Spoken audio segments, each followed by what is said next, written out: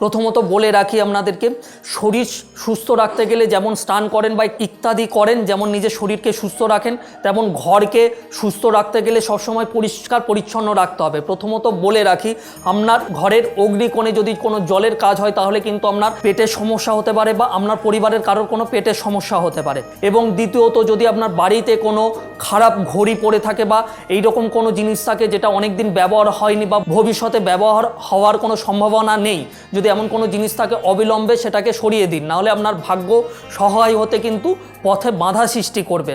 এবং তৃতীয়টি আপনাকে মাথায় রাখতে হবে, আপনার বাড়ির সদর দরজায় কখনো যেন নোংরা বা ভাঙা কোনো কিছু না থাকে, এতে করে কিন্তু মা লক্ষ্মী আসতে বাধাপ্রাপ্ত হবে বা ভাগ্য সহায় হবে না।